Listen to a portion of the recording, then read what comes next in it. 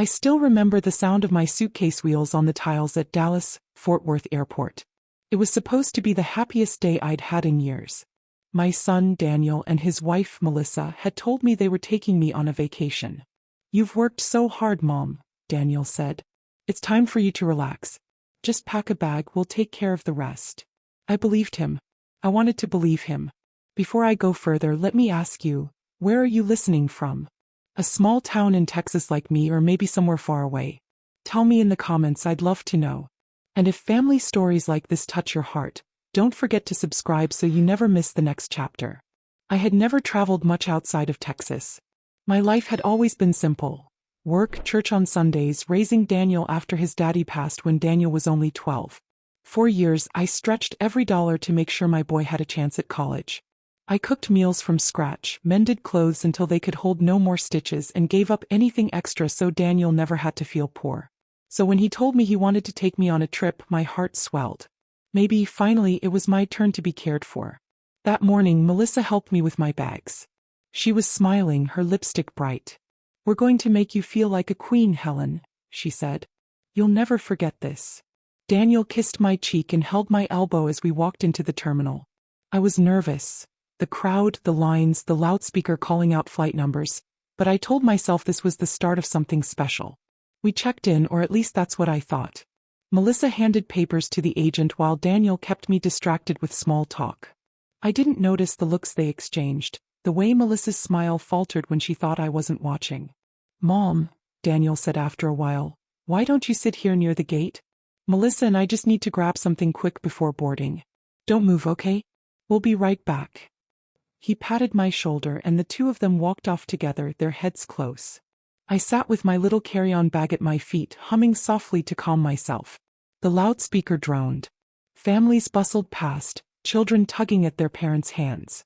Excitement buzzed in the air, but I felt oddly still, like the world had begun to move without me. Minutes passed. Then more minutes. I checked the clock overhead. 15 minutes. 30. An hour. I craned my neck, searching for Daniel's familiar face, Melissa's red lipstick in the crowd. But they never came back. Finally, I stood and walked to the gate desk. "Excuse me, ma'am," I asked the attendant. "Have you seen my son and daughter-in-law? They said they were checking in." She looked at the computer, then frowned. "I'm sorry. There are no tickets under your name. Just one for Daniel Parker and one for Melissa Parker. Nothing for Helen Parker." The words hit like a stone in my chest. "There must be a mistake," I whispered. "They told me this trip was for me." The attendant's face softened, but she only shook her head. "I'm sorry." I stumbled back to my seat. My hands trembled as I dug through my purse. No wallet. No cash.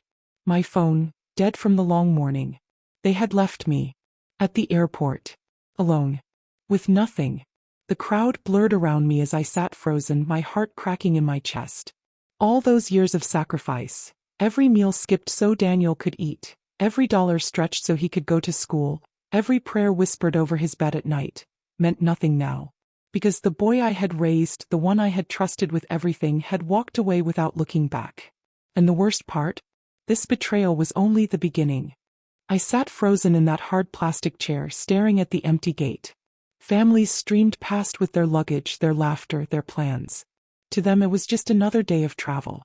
To me it felt like the floor had been pulled out from under my feet. "Ma'am, are you boarding?" the attendant asked kindly. I shook my head, unable to speak. She gave me a sympathetic smile and moved on. I pressed my hands to my knees, trying to steady my breath. Maybe Daniel and Melissa had gotten delayed. Maybe there had been some mistake. But in my heart I knew. They weren't coming back. My throat was dry as I searched through my purse again. No wallet. No phone. They told me not to worry, that they'd take care of everything. And I had believed them. A man across from me glanced over, his eyes catching the tears slipping down my cheeks. He hesitated, then leaned forward. "You okay, ma'am?" I swallowed hard. "My son, he left me here. I don't have money. Or a phone." His face tightened with pity. He reached into his pocket, pulled out a few bills, then stopped. A woman, his wife maybe, tugged his arm sharply. "Come on, Jim," she whispered. "It's not our problem." He looked at me one more time, then stuffed the money back in his pocket and walked away. The rejection stung more than the abandonment. I forced myself to stand, my legs weak. At an information desk, I asked if I could borrow a phone. The young clerk frowned. "Sorry, our policy doesn't allow personal calls." "Please," I begged. "I just need to reach someone." She shook her head, eyes already drifting to the next traveler. I wandered toward a row of payphones, only to realize I had no coins. I pressed my forehead to the cool metal, tears blurring my vision. For the first time since George died, I felt truly alone. Hours passed. I sat slumped near the baggage claim, watching suitcases circle endlessly, waiting for hands that never came. My stomach growled, but I had no way to buy food. I clutched my carry-on tighter, the only thing that was still mine. Then, out of the corner of my eye, I saw a little girl staring at me. She whispered to her mother, "Why is that lady crying?" The woman hushed her quickly and pulled her away. Finally, as night crept in, a security guard approached. His voice was gruff but not unkind. "Ma'am, the terminal's closing. Do you have somewhere to go?" Shame burned my cheeks. No. My family was supposed to take me on a trip. They left me. His brows furrowed. He radioed someone, then handed me a small bottle of water. "I'll see what I can do. Sit tight." While I waited, I pulled out the only thing I still had from home, an old photo tucked in my bag. Daniel, age 6, standing on the porch with a gap-toothed smile. I'd sewn his little shirt myself because we couldn't afford new clothes. I traced his face with my finger, whispering, "Why, Daniel? Why would you do this to me?" The photo gave no answer. Only silence. The guard returned, telling me a church shelter could send someone. My body trembled with relief and humiliation all at once. As I followed him toward the exit, I glanced one last time at the bright departure screens. Planes leaving for places I would never see. Promises I would never touch. And in that moment, one truth settled heavy in my chest. This wasn't about a trip. It was about betrayal. And I had only begun to uncover just how deep it went. The church shelter sent a van that night. I rode in silence, the city lights blurring past the window. The driver, a kind woman with a cross pinned to her blouse, asked no questions. Maybe she could see that I had no answers to give. At the shelter, they offered me soup and a cot. I lay awake, listening to the snores and coughs of strangers, clutching my bag to my chest. All I could think was how far I had fallen, from my own bed, my own home, to a cot in a shelter. By morning, I decided I couldn't stay there. I needed to go home, back to the little house George and I had built with our hands. A volunteer gave me bus fare, pressing the coins into my palm with a gentle smile. "God bless you, ma'am." The ride back to my small Texas town felt endless. Fields rolled by, then the familiar streets. But when I stepped off the bus, the place I had called home for decades no longer felt the same. Neighbors who once waved across the fence now stared, their whispers sharp as the summer heat. "That's Helen Parker. I heard her son left her stranded. They say she's broke now." Each word cut deeper than the last. When I reached my front porch, I froze. The lock on my door had been changed. My hands shook as I tried the knob again and again, but it wouldn't budge. Finally, I pounded on the wood, tears burning my eyes. Mrs. Jensen from next door stepped onto her porch, her arms crossed. "Helen, thought you knew. Daniel and Melissa came by yesterday. Said you gave them permission to handle your accounts in the house. Papers and all." Her words swirled like smoke I couldn't grasp. "What papers?" I whispered. "Power of attorney, I think. They showed me. Said you were moving out." I staggered back, gripping the railing. My knees nearly buckled. They hadn't just left me at the airport. They had taken everything. I walked to the bank, desperate to prove her wrong. The teller pulled up my account, then looked at me with pity in her eyes. "I'm sorry, Mrs. Parker. Your funds were withdrawn. All of them. By your son Daniel Parker. He had legal authority." Her words blurred. My retirement savings. George's pension. Every dime I had put away so I wouldn't be a burden. Gone. I pressed a hand to the counter, my voice breaking. "There must be some mistake. I never signed anything." She shook her head softly. "I'm sorry." I stumbled out of the bank, the hot Texas sun glaring down, mocking my tears. For a moment I couldn't breathe. 40 years of sacrifice. Every meal skipped so Daniel could eat. Every extra shift at the diner. Every penny saved, tucked away for a future I thought was safe. Gone. Back at the bus stop, I sat on the bench, shaking. A man I didn't know leaned against the post, cigarette dangling from his lips. "Parker, huh?" he muttered. "Heard your boy's headed south with his wife. Vegas maybe. Folks say he was bragging about a fresh start with a pile of cash." I turned to him, my voice hoarse. "A pile of cash that wasn't his." He shrugged, flicking ash onto the sidewalk. "World's full of thieves, lady. Sometimes they share your blood." That night I returned to the shelter. My house was gone. My savings stolen. My son vanished. I lay on the thin cot, staring at the cracked ceiling, whispering into the dark. "George, I tried. I gave everything to our boy. And he left me with nothing." Tears slid into my hair, hot and bitter. But beneath the grief, something else stirred. Bigger. Because if Daniel thought he could steal my future and walk away, he was wrong. This wasn't the end. It was the start of a fight I never asked for, but one I couldn't ignore. The next morning, I walked into town with nothing but the clothes on my back and George's old photo tucked in my purse. I hadn't slept. The anger that had stirred inside me the night before kept me upright, marching forward. If Daniel and Melissa had taken everything legally, someone had to have helped them. And I needed to know who. The law office of Mr. Howard Dalton was cool and quiet, the scent of leather and paper filling the air. He had been this town's lawyer for 40 years, the same man who had handled George's will. He looked up from his desk when I stepped in, surprise flickering in his eyes. "Helen Parker. I heard you'd had a rough time." I sat down hard in the chair across from him. "Mr. Dalton, my son emptied my accounts and took my house. Neighbors say I gave him power of attorney. I never signed such a thing. I need to see those papers." He hesitated, then opened a file drawer and pulled out a folder. Sliding it across the desk, he said quietly, "This is what was submitted." I opened it, my hands shaking. There it was. My name, my supposed signature, granting Daniel full control over my finances and property. But the signature wasn't mine. The letters were stiff, too neat. My hand always curled at the end of the N. This one ended with a sharp stroke. "This is a forgery," I whispered. Dalton cleared his throat, looking uneasy. "Helen, it was notarized. Witnesses signed." I looked up sharply. "Who notarized it?" He glanced down at the page. "Melissa Parker." The air seemed to drain out of the room. Melissa? Of course.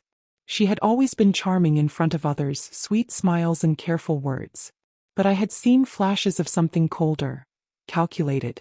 She had my son wrapped around her finger from the start.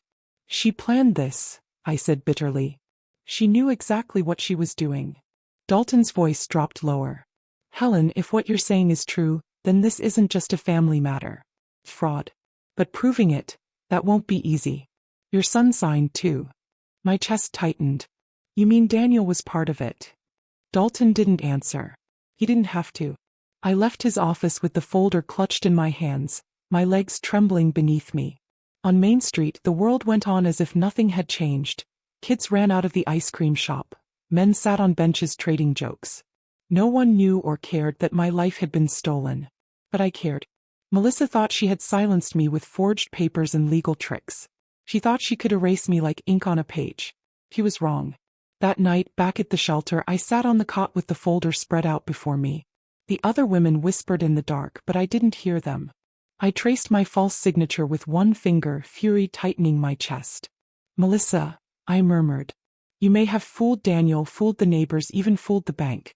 But you won't fool me." Sleep didn't come. Instead, I stared at the cracked ceiling, my mind racing. Melissa had made her move. Now it was my turn. The folder of forged papers stayed clutched under my arm as I walked the long road back to the shelter. Each step felt heavier, but the fire inside me burned hotter. Melissa had gone too far. She hadn't just taken my money and my home. She had taken my son's heart and turned it against me. The next morning, I decided to start close to home, or what used to be home. Mrs. Jensen was watering her rose bushes when I walked up to the fence. Her eyes widened when she saw me, but she didn't turn away. "Morning, Helen," she said softly. I nodded, gripping the folder. "Mrs. Jensen, I need to ask you something. When Daniel and Melissa came to the house, did you see me there? Did you see me sign anything?" She shook her head quickly. "No, dear. Only them. Melissa was carrying papers. She told us you were too tired to deal with the details, so you'd signed already." She smiled the whole time, said it was just paperwork to make life easier for you. Her lips pressed together. I thought it was strange. But Melissa has a way about her. You almost believe whatever she says. I thanked her and moved on, my heart pounding. At the corner store, Mr. Alvarez, the owner, leaned on the counter when I asked about Daniel. See, I saw him, he said. Looked nervous. Kept checking his phone. Melissa was outside waiting in the car. He told me, my mom won't understand, but this is what's best. Then he left. What's best? I echoed bitterly. Mr. Alvarez shrugged. He didn't sound convinced, Senora. More like a man repeating someone else's words. The more I asked, the more pieces I gathered. From the mail carrier, Melissa had rerouted my bills and statements weeks before I ever left for the airport. From an old church friend, Daniel had stopped attending Sunday service as soon as Melissa married him, always saying she doesn't like church folk in our business. And from the bank teller, in a hushed voice, Melissa had been the one arranging most of the withdrawals, Daniel simply nodding beside her. By evening, I sat in the shelter's dining hall with the folder open, notes scribbled on scraps of paper. Every thread pointed back to Melissa. She wasn't just complicit, she was orchestrating the whole thing. But what cut deepest was realizing how tightly she held Daniel in her grip. He wasn't the boy I had raised anymore. He was a shadow following her commands. That night, one of the shelter women, Clara, sat beside me. She was older, with sharp eyes that seemed to see straight through me. You look like a woman carrying the weight of the world, she said. I gave a bitter laugh. Feels about right. My son stole my life. But I think it wasn't just him. His wife has been pulling the strings all along. Clara leaned closer. Then you need to cut the strings. Men like your son, they get lost. Women like her, they know exactly where they're leading. Her words sank deep. When I finally lay down that night, the shelter quiet around me, I whispered to George's photo tucked under my pillow. She's turned him against me, George. But I'll find a way. I'll show the world who she really is. And in the silence, I almost imagined I heard him answer. Then fight, Helen. Don't let her win. The folder of forged papers never left my side. I carried it like armor, though I knew it wasn't enough. Melissa's smile, Daniel's silence, the whispers in town, they all told me the same thing. If I wanted justice, I couldn't do this alone. That's when I remembered Laura Briggs. Years ago, Laura had been a detective in our county. Sharp-minded, relentless. But after she exposed corruption tied to a local developer, her career crumbled. She left the force, moved to the edge of town, and most folks forgot about her. But I hadn't. The next morning, I boarded the bus that rattled toward Miller Road, where her small ranch sat on dry land. Horses grazed lazily in the field, their tails flicking in the heat. I hesitated at the gate, nerves rattling in my chest. What if she turned me away? But when I knocked, the door opened, and there she was, hair streaked with gray, eyes still sharp as glass. Helen Parker, she said slowly, looking me over. You look like a woman carrying trouble on her shoulders. I am, I admitted. My voice broke. My son and his wife stole everything. My house, my savings. They forged my signature. I need help. She led me inside. Her kitchen was cluttered with dusty files and coffee mugs, papers spilling across the table. Sit, she said, gesturing to a chair. Tell me everything. So I did. The vacation promise. The airport betrayal. The changed locks. The bank account wiped clean. And finally, the folder with the forged power of attorney. When I slid it across the table, her jaw tightened. Melissa Parker notarized this? Yes. Laura exhaled through her teeth. Classic scam. One spouse manipulates, the other signs. But this, she tapped the fake signature. This is sloppy. If we can prove it's a forgery, she's finished. Hope flickered in my chest. But how? She's got Daniel. The town believes her. And I've lost everything. Laura leaned back, studying me. Melissa might have charm, but people like her always slip up. They get greedy. They leave trails. Bank records, notarization logs, witnesses. The question is, are you ready to fight?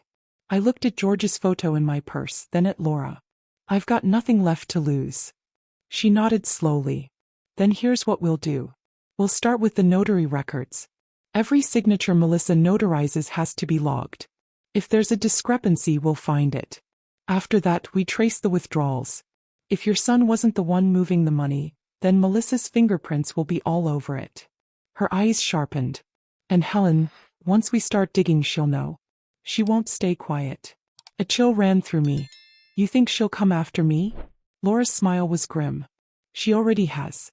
She took your home, your savings, your pride. What's left is your will to fight. And that's what she'll try to break next. As I left Laura's ranch that evening, the sky burned orange over the Texas fields. For the first time in weeks, I felt something like strength stirring in my chest. Melissa thought she had buried me under shame and silence. But now I had an ally. Someone who saw through her lies. I walked back down the dusty road, clutching the folder tighter, whispering to myself, she stole everything. But I'm still here. And deep down I knew, this was only the beginning of the war. The next morning, Laura picked me up in her old truck, files scattered across the dashboard. She drove with one hand steady on the wheel, her eyes sharp on the road ahead. First stop, she said, the notary office.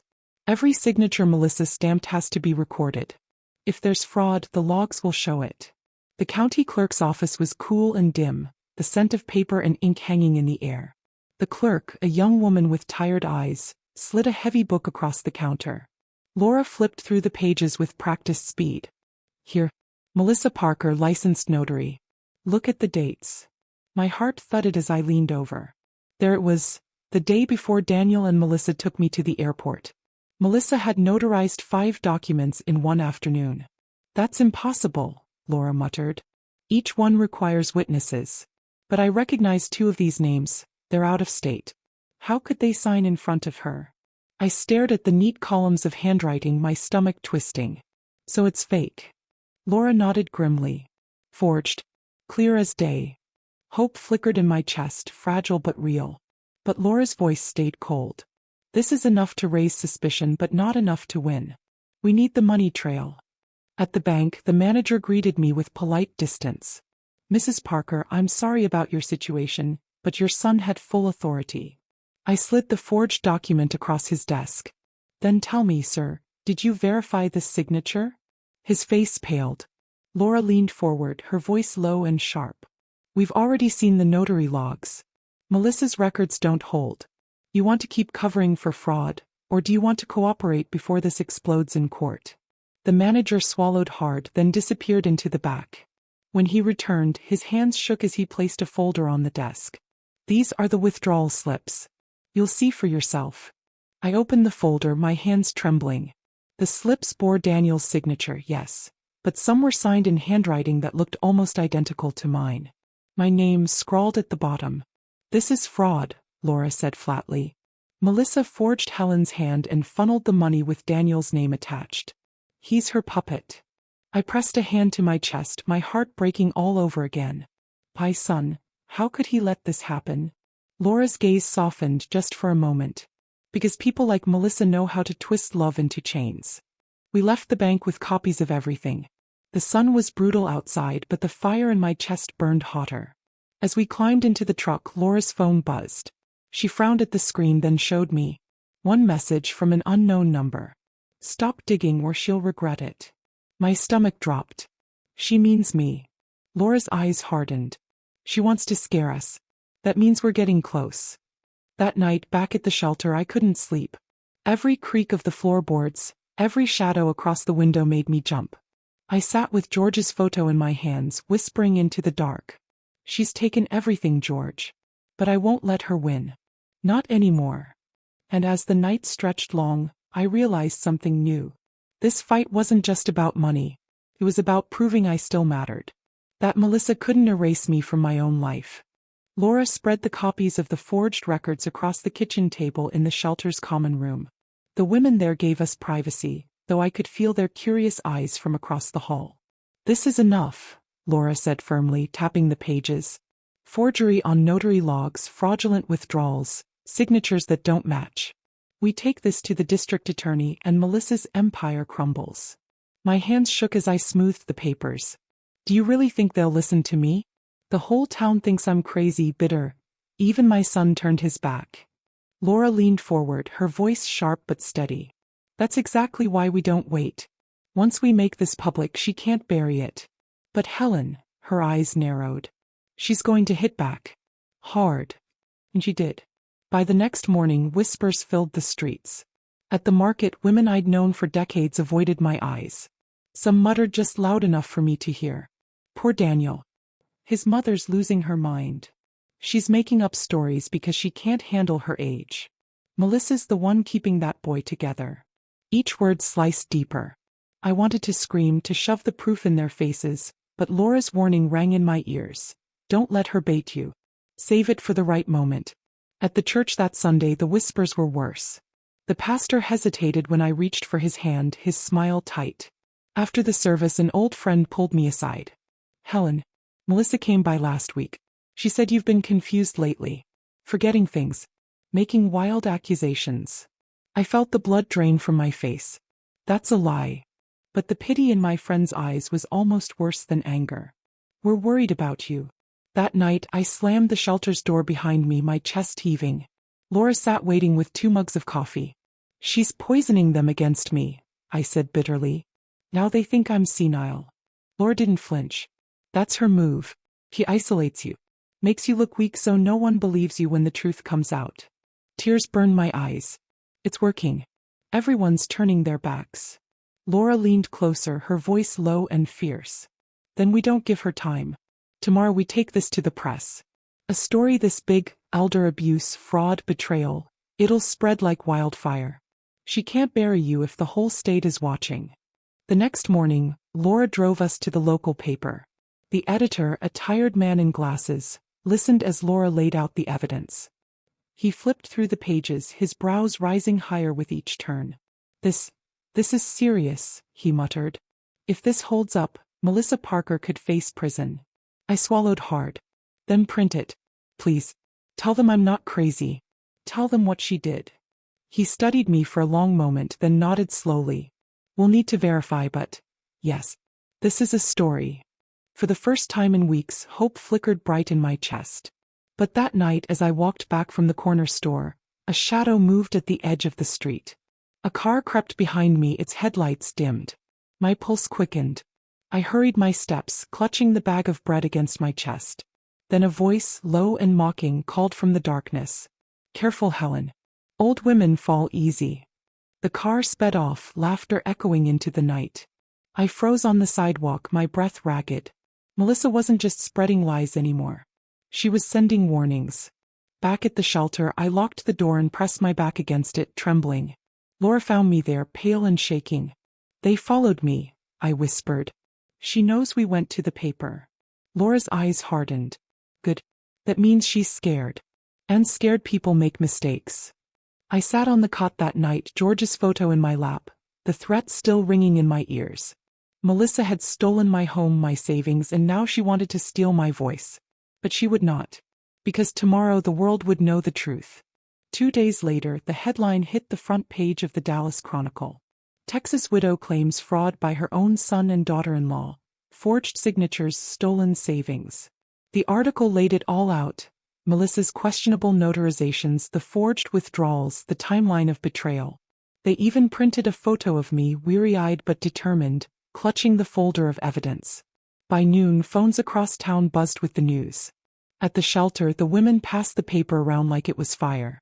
You did it, Helen, Clara whispered, squeezing my hand. They can't ignore you now. But not everyone believed. At the market, I heard voices rising. She's brave, standing up like that. Or she's bitter, dragging her family's name through the mud. The divide cut straight through the community. For every kind nod, there were 3 cold stares. Melissa's lies had sunk deep. And then came the moment I feared most. It was evening when the shelter door opened and Daniel walked in. I froze, the paper slipping from my hands. My boy, taller than George had ever been, hair graying at the temples, shoulders heavy. He looked older than his 35 years. Mom, he said quietly. Laura stepped forward, her stance protective. You don't belong here, Daniel. He lifted his hands. I just need to talk to her. Please. I nodded slowly. Laura hesitated, then gave me a look that said be careful before stepping back. Daniel sat across from me at the worn kitchen table. For a long moment, neither of us spoke. The air buzzed with words unsaid. Finally, he ran a hand over his face. Why, Mom? Why'd you go to the paper? My voice cracked, but I held steady. Because you and Melissa stole everything I had. You left me at an airport like I was nothing. What else was I supposed to do? He winced, his eyes dropping. It wasn't supposed to be like that. Melissa said it was temporary. She said once things settled, we'd make it right. Anger surged hot in my chest. Make it right? You took my house. My savings. My dignity. What's left to make right, Daniel? For the first time his mask slipped. His shoulders sagged. I was drowning in debt, Mom. After Dad died, I didn't know how to keep up. Melissa promised she had a plan. She said if I didn't sign, she'd leave me. I thought I'd lose everything. Tears stung my eyes. So instead you chose to lose me. He flinched like I'd struck him. Silence stretched. Finally, he whispered, I never wanted to hurt you, but I thought you'd be okay. I reached across the table, my hand trembling. I raised you to stand tall, Daniel. Not to hide behind lies. If you want to make this right, then stand with me now. Tell the truth. His jaw tightened. He looked at the floor, then toward the door. I can't. Melissa, she won't forgive me. And without her, I've got nothing. He stood quickly, pushing the chair back. I'm sorry, Mom. I really am. And then he was gone, the door slamming shut behind him. I sat trembling in the silence, Laura's hand steadying my shoulder. My tears fell fast and hot. He's still mine, I whispered. But she's taken him from me. Laura's voice was low, fierce. Then we take him back. One way or another. I looked down at the paper, my own face staring back at me beneath that bold headline. Melissa wanted me erased. And said the whole world now knew my name. And I wasn't finished yet. The article had barely settled on breakfast tables when Melissa struck back. By Monday morning, posters appeared on telephone poles downtown. Smiling portraits of her and Daniel with bold letters underneath. Don't believe the lies. Protecting our family from false accusations. At the diner, people whispered as I walked in. Some stared openly, shaking their heads. A woman I'd known since high school leaned across her booth and hissed, "Shame on you, Helen. Turning on your own boy like that." I left before my coffee even arrived. That afternoon, a thick envelope was delivered to the shelter. Inside formal papers, Melissa Parker and Daniel Parker versus Helen Parker. Lawsuit. Defamation. Elder instability. Laura skimmed the pages, her jaw tightening. They're claiming you're mentally unfit, Helen. That you made it all up because of confusion, maybe dementia. They want damages, and your credibility destroyed. My hands shook as I held the paper. They're trying to bury me alive. Laura's eyes burned. They're scared. This isn't strength, it's desperation. But we'll fight. The next day in town, Melissa appeared on the courthouse steps, cameras flashing around her. She wore a pale blue dress, her hand looped through Daniel's arm as if they were the picture of unity. My heart breaks for Helen, she said smoothly, her voice carrying. But she's confused. None of this happened the way she claims. We love her and we only want what's best for her. But we can't allow her false statements to damage our family's name. The crowd murmured sympathetically. And then Melissa pressed a handkerchief delicately to her eye. Sometimes aging loved ones imagine things that aren't true. It's tragic. We pray for her. Gasps, nods, pitying shakes of heads. My stomach turned. That evening, Laura stormed into the shelter, tossing her jacket onto the chair. She's good, she muttered. She's turning you into the villain in your own story. I pressed my hands together, trembling. People believe her. They look at me like I'm crazy. Laura slammed her palm on the table. Then we prove you're not. We show the evidence in court in front of a judge where her tears can't wash it away. The trial date was set for 3 weeks later. In the meantime, Melissa's campaign of whispers grew louder. At the grocery store, a clerk refused to take my money. Sorry, Mrs. Parker. We don't want trouble. At church, the pastor avoided my eyes, offering only a polite nod. Even at the shelter, some of the women pulled away, afraid of being dragged into the storm. Everywhere I turned, Melissa's shadow loomed larger. But Laura never wavered. She piled the table high with documents, highlighting every forged date, every signature mismatch. She called old co-workers, tracked down witnesses Melissa had claimed were present. One by one the lies began to crack. Helen, she said one late night as we worked, the truth is on our side. But truth alone doesn't win. You have to be strong enough to stand up there and tell it. No tears. No shaking. Just strength. I looked at George's photo on the table, his steady smile frozen in time. "I'll do it," I whispered. "For him. For me." But deep down, fear gnawed at me. Because Melissa wasn't just fighting for money anymore. She was fighting to erase me completely. The courthouse smelled of old wood and dust, its high ceilings echoing every shuffle of shoes and murmur of voices. I sat at the plaintiff's table, Laura beside me, the stack of documents spread neatly before us. My palms sweated against the smooth wood. Across the aisle, Melissa glowed like a queen. Pale blue dress again, pearls at her throat, Daniel at her side like a loyal knight. She smiled sweetly at the jury, eyes shining with practiced sorrow. When the judge entered, the room rose. My knees trembled, but I forced myself to stand tall. The opening statement set the tone. Melissa's lawyer, slick and confident, spoke first. "Ladies and gentlemen of the jury, this is not a case about fraud.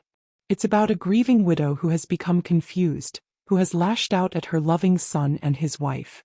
My clients have cared for Helen Parker tirelessly.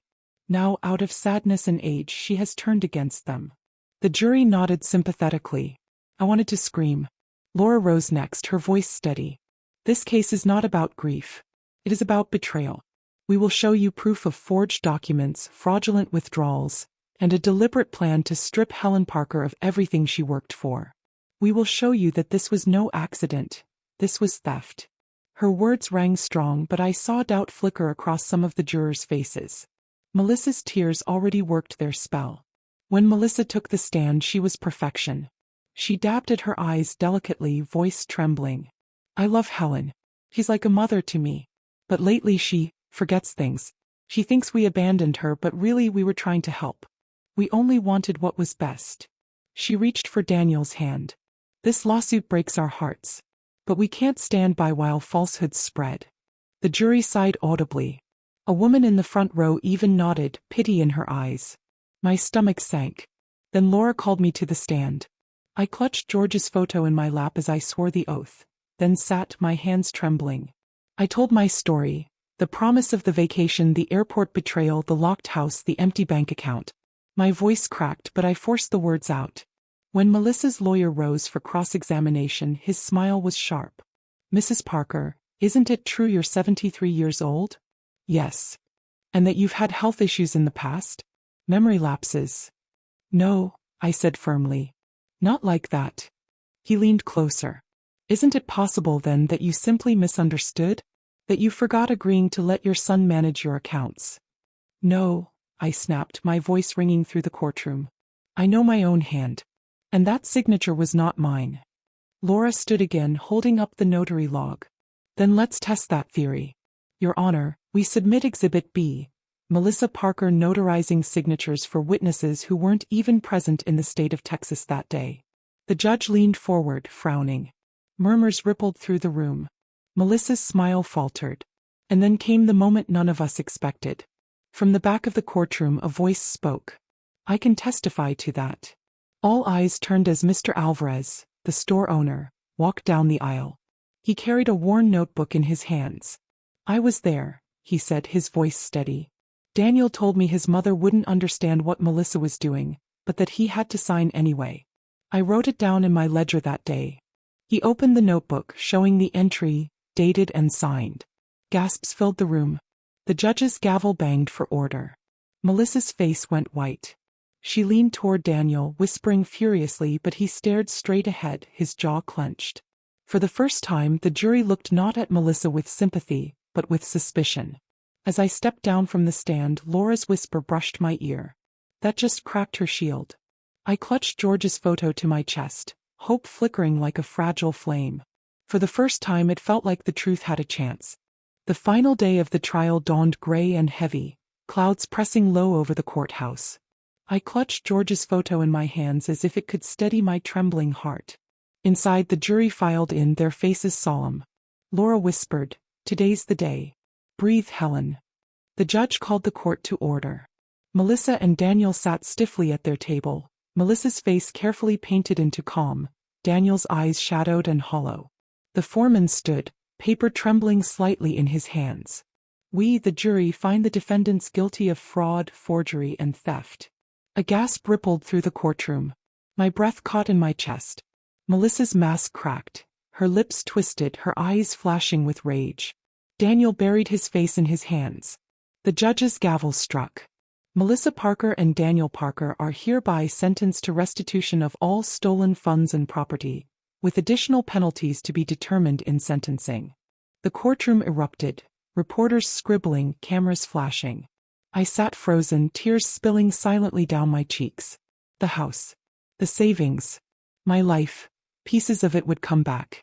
But none of it could heal the wound Melissa had carved into my family. As bailiffs approached, Melissa turned to me, her voice low and venomous. "You may have won today, old woman. But you've lost your son forever." Her words slithered into me like poison. Daniel raised his head then, eyes red, face pale. For a moment, I saw the little boy who once clung to my hand at the county fair, who whispered, "Don't let go, Mom." But he said nothing. When they led him away in chains, he didn't even look back.